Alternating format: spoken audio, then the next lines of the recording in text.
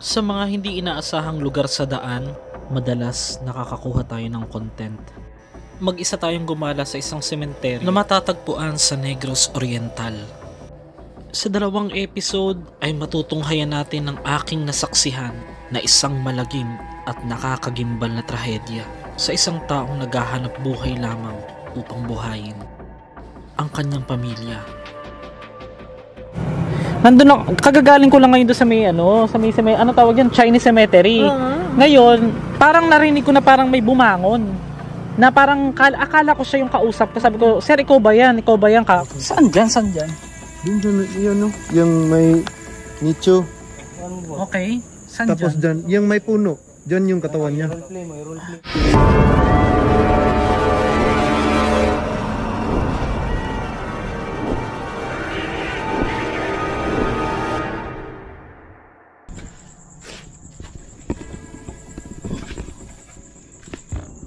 Diba?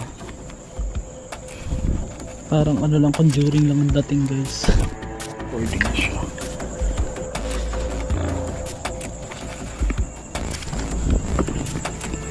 Tatakot. Bakit ganun? Parang nawawalan ako ng lakas ng loob, guys.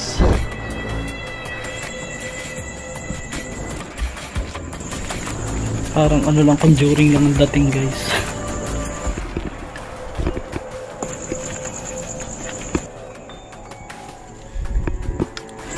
Parang nawawalan ako ng lakas ng loob, guys.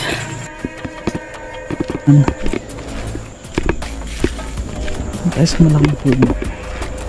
So ito na po yung pinakaluma at public cemetery po ng Negros Oriental, Dumaguete. Kahit may ma-experience man tayo ngayong gabi, tiyak nandiyan ang Panginoon laging gagabay sa atin, mga master, dahil itinitiwala natin yung bawat lakad natin sa Panginoon. Ito yung kanilang bantilan dito. Ano ito? May makikita nyo rito yung mga sarit-saring mga rebulto, mga master. So far, napakatagal na siguro na cemetery ito. Makikita nyo naman yung itsura, guys. So check natin kung may nagtulos ng itim na kandila. Wala naman po, kasi madalas talaga pag dito, hindi ko pa sinasabing lahat. Yung iba wala naman. So yung iba papakitang tao, nagsisimba, pero masama pa lang hangad sa kapwa.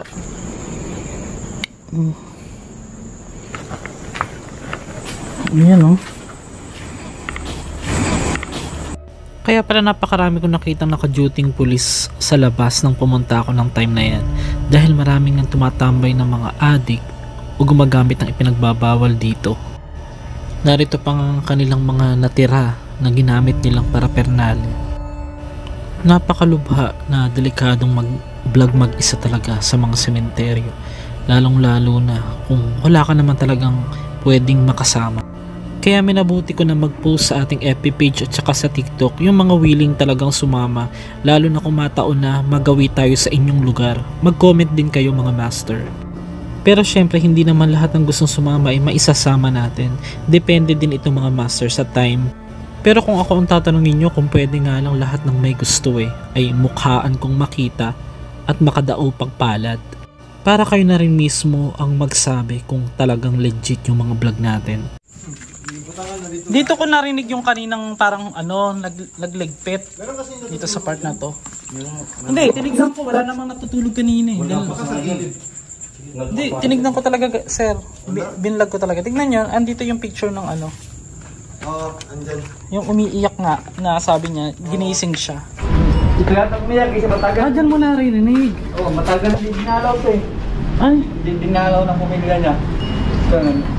Damo-damo. ibig sabihin, babae ang narinig mong boses o lalaki? Babae. Babae ba? Nakalibing? Ay, oo. Tignan niya natin saglit. Taas lang yun eh. Ay, oo. Dito niya narinig yung umiiyak. 61 years old. Matagal yung iyak niya. Tagal. Kahit gisingin ako narinig ko pa eh. Nung gabi nga na sana nababalikan ko ito para mag-paranormal investigation dahil tungkol sa story ng babaeng ito na sinabi sa akin nung sepulturerong nagkwento nga na ito raw yung naririnig niyang umiiyak ng tanghaling tapat. Pero sa kasamang palad ay hindi talaga siya nagpakita uli sa akin para samahan ako. Mabuti na lang meron ding mga nakakilala sa atin na nakatira malapit lang dito sa isang sementeryo na tinatawag ng Dumaguete Chinese Cemetery.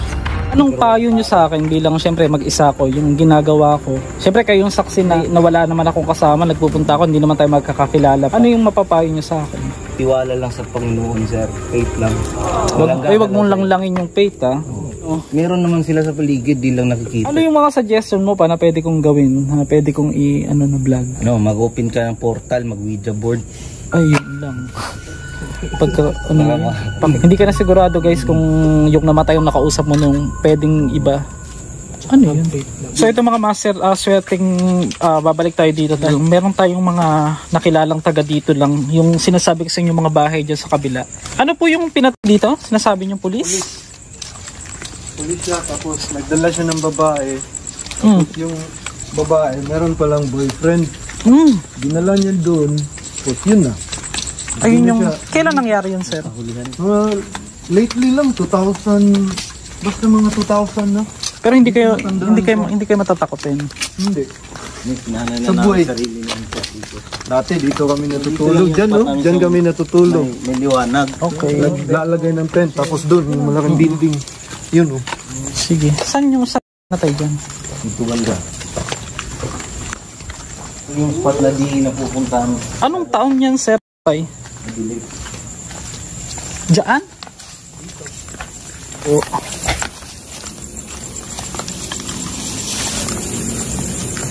Diyan sa may puno?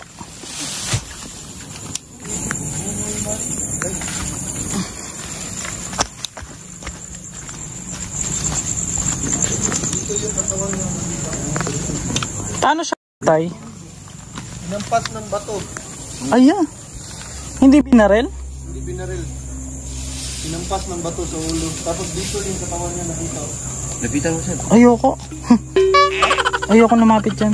Bakit? Ang bigat sir eh. Mabigat? Mabigat po. Baka meron na. Andiyan na siya. At this time ay ramdam ko din na natatakot din yung ibang mga kasama ko. Kaya yung takot na nararamdaman nila ay parang nararamdaman ko din. Kaya mas minabuti ko na lang na wag nang pumunta mismo sa malapit na nisong ito kung saan nga nila nakita yung mismong pulis na wala ng malay. Yung tinatayuan niya. Okay. Saan Tapos dyan? dyan, yung may puno. Dyan yung katawan niya. Sa gitna nung dalawang puno. Yung malaking puno. Dyan yung katawan niya. Tingnan mo, kita naman dito eh. Ayun, kita naman siya dyan. Tapos, sino nagsabi sa inyo pinalo siya ng malaking bato? Nakita na na. Nakita nyo? Hindi, nakita na ng mga pulis. Ng mga pulis din. Kami hindi pa namin alam na meron palang dyan. Anong taon pinatay? Basta mga 2000 na. 2000. Di ko matandaan. Ba't ganyan ng style? Parang bahay. Ano? Sa ano kasi yan? Sa Silliman University. Okay. Ano pa yung kwento rito sa cemetery po, sir? Dito nililibing yung mga pari na Amerikano. Ah, dito ba yun? Hindi yung dito mga, sa kabila? ito yung mga dating guru sa Silliman University. Ah, ito itong mga to. Ito. Yung... Tapos saan yung nag-tent kayo? Tapos sabi mo may narinig kayong parang... Yung tinuro ko kanina. Anong nangyari? Anong narinig? Parang sa amin kasi yung pag tumunog na kuwit. Kikik. Oh, yung kikik. Yung manananggal na yun. Oo. Sa Bisaya kasi pag gumanon, ano na yun manananggal yung... Ngayon, ginaya mo. Ginaya ng mga kaibigan ko tapos... Anong oras yun? Mga alas 12 na. Gabi na. Ngayon? Yung biniro namin, biglang bumaba. Bumaba? Sa ilalim na tumunog. Pag sabi niyang kuwi, Di saan siya talaga tumunog ng una? sa taas. Okay. Kasi lumilipad yun yung manananggal. Oo. They say. Tapos biglang sa baba na yung tunog niya. Nasa ilalim na namin. Anong ginawa niya? During editing ay may napansin ako habang nagsasalita itong si Kuya na para bang may sumabay sa kanyang isang babae habang siya'y nagsasalita. Pakinggan mabuti ang nai-record kong audio at ikaw na rin ang bahalang maniwala o hindi, pero paninindigan natin na ito ay totoong nai-record. Yung mga kaibigan ko tumakbo tapos ako nahuli kasi yung mga inumin meron pa kasi tapos pulutan. Hindi ko maiwan eh. Kasi ako sanay na ako dito. Hindi ko maiwan eh. Kasi ako sanay na ako dito. Oo, matulog. Oh, Pwede sa susunod siguro, no? Kung may kasama, pwede dito talaga mag-overnight. Ang creepy talaga. Kapansin-pansin na may parang ibon na malaki na bumaba sa bandang ibaba nitong sementeryo. Dati pulis. May kasama siyang babae. Yun lang yung kwento rito ng kababalagan. Yun lang yun. Tapos may experience ako dito, sir. Unang salta. Sa baba. Sa baba pa lang kami nagkikita doon eh. Naya na kami na paakyatin. Tapos, yung una kong bungad, babae talaga yung sinundan ko. Tapos babae yung, may sabi nga, alika dito, dito sa taas. Babae yung sinusundan ko. Pagdating ko sa kanila, doon sa tambayan namin sa taas, gulat na lang ako, puro lalaki lahat, walang babae. Hindi, yung nag-aya sa'yo? Oo nga. Yeah, kasi madilim yung doon eh, wala pang mga ilaw. Tapos pagdating mo doon, puro lalaki lahat. Hindi, ano ba yung pinuntahan mo na yun? Sila. Kumbaga dito bagong dating ka dito. Nandito na kami. Tapos, hinahayaan ako nila sa paloob. Oo. Babae yung sinundan ko kasi akala ko kasama nila. Kasama nila. Kasama ng isa yung umaya. Anong itsura ng babae? Di rin ako sure kasi nung madilim eh. Tapos ako naglalakad, maraming nicho. Naratingin ako sa baba. Tapos madilim, yung pinakikinggan ko, yung boses niya lang. Halika, sunod. Sige nga, dito. Kasi dito, maze pa lang ng unang dating ko, parang maze pa lang. So nag-aaral ka dyan, kaya ka nandito sa malapit sa sementeryo? Umiiwas ako sa mga nicho-nicho. kaya sinasabi namin, babae kami lang. nagiinuman Ay, sa naku taas. po. Ito nga yung umiiyak eh. Dito ko lang nalaman na dito din pala nakita o narinig nila yung sinasabi nga nilang tinig at yung babae din na mismong itinuro nitong sepulturero ay iisang lugar lang pala, kaya talagang kinilabutan ako nung nalaman ko. Marami. Yun yung kwento nga kanina ng umiiyak. May punong manchanitas rin yan sa una na makapal. Oo. Gusto nyo makita itsura ng incheck? Nakakatakot. Yung babae. May itsura? Oo. Aakyat pa yan, sir. Alam mo kung bakit? Kasi nga, hindi na raw dinadalaw. Kaya ang sabi, umiiyak. Diyan nga siya ginising. Yung ano na to, yan. Diyan siya natutulog. Oo. Diyan siya. Diyan kami uminom eh. Diyan sa top. Pwede bang akyatin dyan? Tapos dyan. Para makita mo yung overview. Hindi, ayoko. Hindi lang, safety naman dyan. Diyan kami nagiinom sa taas. Ano yun? Ba't parang may ano? Ano ba yun? No. Nandun ako, kagagaling ko lang ngayon doon sa may ano tawag yan, Chinese cemetery. Ngayon, parang narinig ko na parang may bumangon. Na parang akala ko siya yung kausap ko. Sabi ko, sir, ikaw ba yan? Ikaw ba yan ka ako? Ngayon, wala talaga sumagot. Tinignan ko naman, wala talaga. So doon ako natakot. Kasi kung siya yun, sasagot yun. Kasi doon siya natutulog minsan eh. Ano yung umihi ka dyan minsan? Yung tulong mag-isa kasi Oo. ako dyan Oo. ng gabi kasi meron akong pinunta niya. Yung takot naman ako sa ibang mag-iihi, doon ako umihi. Doon sa Chinese Kala ko cemetery. kung saan. Doon ka nakaihi sa cemetery mismo. Oo. Tapos, Ipos natin, malamig. Ay, may humiko. Tawa ako lang isa. ay. Kailan nangyari yun? Tagal na no. Kaya nga hindi na ako isa lang beses yun. Oo. Ayoko na. Pero dito sa pupuntahan ko na to, dyan, wala naman. Tulog. Kahit diyan sila magkuan. Pero may may magluluto diyan. Pero magsasaing ba? Diyan din sa menteryo nila yung Oo. pagkain nila. Dyan, may mga nakatira dyan. Pero ano po, wala ka narinig na kwento dyan? Wala naman. So mga master, nandito na po tayo sa sementeryo. Kaya lang, wala rito si sir, yung kausap natin kanina. Kasi ang usapan namin 10 ng gabi. Pero wala siya. So mag-iikot-ikot pa rin ako dahil talagang desidido ko na malaman o kung may ma-record tayo na talagang umiiyak sa mga nicho dito po sa Chinese cemetery. Kasi pagpasok, ang bigat-bigat talaga. Marami nagsasabi na iba talaga ang mga cemetery ng mga Chinese. Talagang sobrang iba kasi yung religion nila eh. Kumbaga parang may nakatingin. Let's go. Ito meron naman tayo malakas na flashlight. Dito siya nakakita ng parang anino sa part na to. Kung sa ano mo, bibigyan kita sir, huwag ka mag-alala para pang ano mo ba? Pandagdag mo na pangkain. Saan ka natutulog dito? Turo mo nga sir. Kailangan tulog pag umulan. Saan? Punta tayo na no? Ay, din. Oo. Tsaka huwag ka mag-alala sir, naka-live naman to. Wala namang nangyayari na sa chat. Ang laki pala ng bahay ni sir eh oh. Hindi ka lang makapasok. O yan dito. Ah? Sir, pwede mong ituro yung bahay mo? Dito. Yung tinutulugan mo? Ang usapan talaga namin ay dito kami magkikita upang imbestigahan nga o gumawa ng paranormal investigation sa multo na sinasabi nga niya naririnig niya tuwing gabi. Kaya lang hindi nga siya talaga sumipot. Talagang wala po siya. Yan, nakabukas naman yung gate. Okay, mag-alala guys. Safe tayo dahil nakapagpaalam naman tayo. Iba po ang bigat po talaga dito.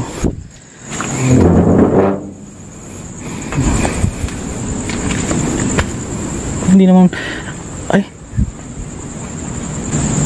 sir, nandiyan ka ba? Narinig nyo yun guys. Nandiyan ka sir?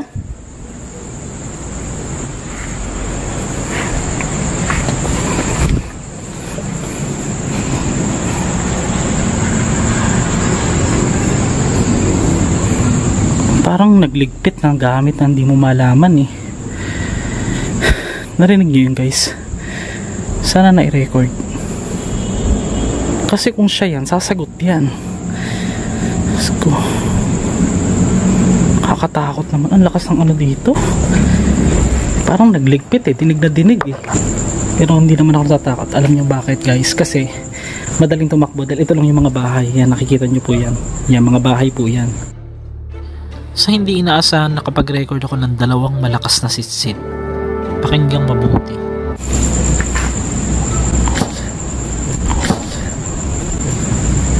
Dinig na dinig ko parang nagligpit kanina eh. Parang, alam mo parang bumangon. Parang natutulog sa something tapos biglang bumangon. Ganun yung ano. Yan. Parang medyo bawas takot. Dahil malakas tong ating ilaw. Siya. Pero puntahan muna natin yung umiiyak daw.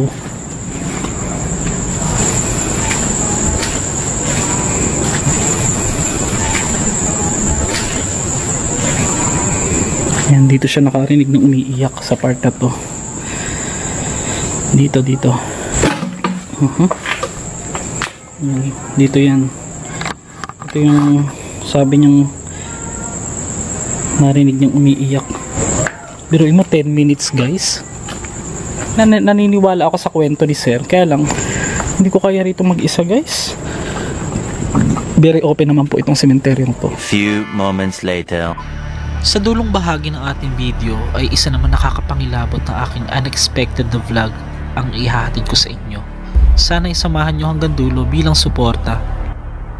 So dito nga po sa hindi kalayuan mga master, ito meron ditong isang aksidente na truck, sumabog po yung kanyang mga daladalang mga ano, tangke, mga oxygen, tangke ng ano, oo, ayan oh, gas, ay nandito pa. So ayan oh, ang dami guys. Ayan pa yung mga LPG. Naku po guys, sumabog nga. Tignan nyo oh, yung LPG dito. Master oh, tignan nyo to, papakita ko sa inyo. Ayan oh, tignan nyo oh, biyak na biyak itong pinaka ano, pinakatangke.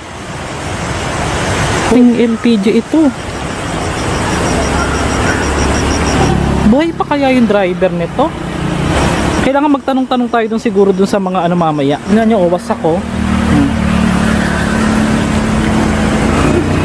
As in sumabog talaga. Ang lakas ng pagkakaano. Kasi tignan nyo yung pinakabakal nitong truck sa gilid oh.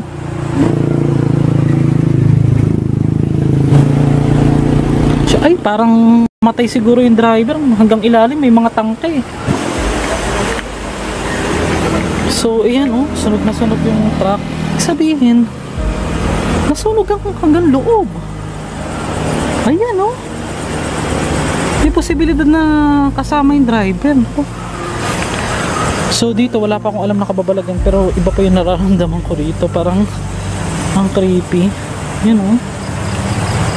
Sunog yung manubela. Feeling ko guys, hindi na sila inabutan ng buhay. Kasi tingnan nyo naman oh. Ayan, sunog talaga guys. Kaya dapat sana may oxygen din oh. Wifight ano. Yan ano, tingnan nyo oh. Yung mga kawayan nasunog oh. Pero pansin ko lang mga master, mga dumadaan dito nagbubusina. Naririnig ko sila nagbubusina. Kasi hindi naman maiwasan talaga may kababalagang pagkaganyang may mga aksidente.